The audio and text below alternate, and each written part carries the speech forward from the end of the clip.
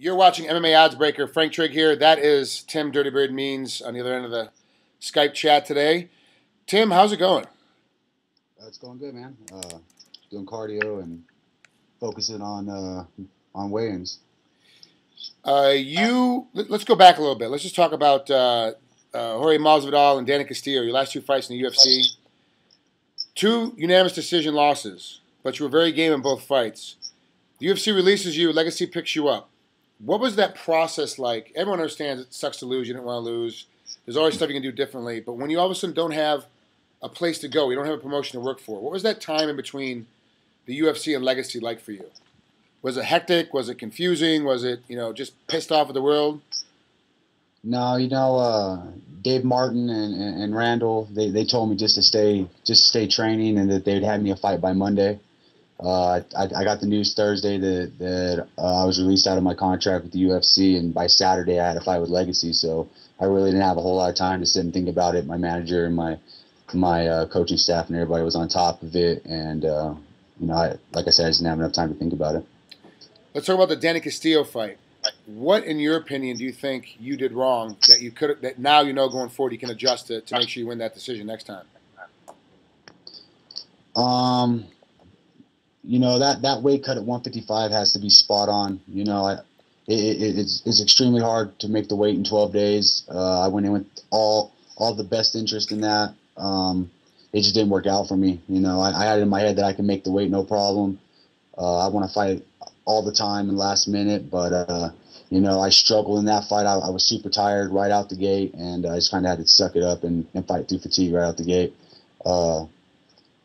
Stuff takedowns or create scrambles to get back to my feet to win fights, but Danny Castillo really didn't try to scramble or try to pass guard or anything. He just kind of hung out there. So those lessons or I guess those patterns are on myself. I have to create the scrambles to get back to my feet. So just been working on that in practice and working on getting offensive with wrestling. Well, this fight against Pete Spratt this Friday on Legacy Fighting Championships is at 170. Do you feel more comfortable at 170? Do you feel a little bit stronger, a little bit faster at that weight, not having to worry about your weight cut so much? I feel great. By the time I get to 70, I feel awesome. And then I still have 15 pounds to go to get to 155. So it's something I've been asking for. I sit down and talk with Tom. I've been wanting to move up, but I just kind of felt obligated because the UFC was offering the fights at 155. So I felt that's where I needed to be.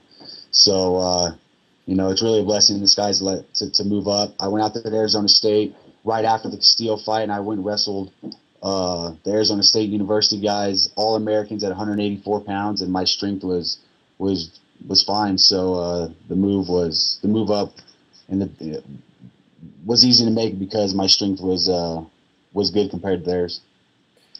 What does Pete Spratt bring? He's an old guy, man. He's 42. You're 29. He's 25 and 22. He's kind of one of those guys that's kind of always around. He fights for the payday kind of thing. You're a guy that still has a lot of years left in the sport. What does Pete bring to you that you haven't seen yet in another fighter? I know Spratt's name. I know he has a lot of fights, but I haven't really watched a lot of his fights. So I know he brings good kickboxing. And he's a tough guy. He stays in fights and he's gritty. So I'm just kind of going off word of mouth from what my coach Tom knows about him. Tom Bond knows a lot about Pete Spratt because Carlos Condit fought him once in K1 in Ring of Fire, and my coaches have been in front of him before, so I kind of just let them do the homework on him, and I kind of just expect a real gritty veteran. You don't watch much tape on your opponents. You do what your coaches say and just walk yourself in.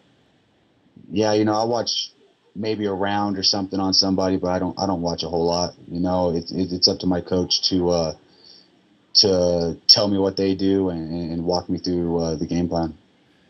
Have you done anything different during this training camp besides trying to win scrambles and create scrambles and get up? Has there been anything else in this training camp you've done differently than the last couple?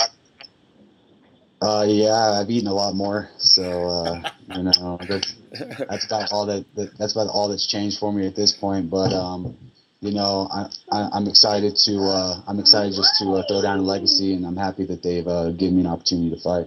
What's it been like working with Legacy so far, getting ready to go? Because you worked with the UFC for a long time, and you know what that machine is like. What's the Legacy machine like? I don't know yet. Randall and Dave Martin are the ones that have been handling the business with those guys, and I haven't got to talk to them yet. I'm just signed some contracts and done some medicals, and that's about it. All right, Tim. Well, good luck against Pete Spratt this next Friday. Wish you the best. It's going to be a great barn burner of a fight. I do see a lot of stand up, a lot of fists being thrown. So I can't wait to see this one go off. Yeah, cool. Thanks, Frank. Appreciate it. You got it, Tim. We'll talk to you soon.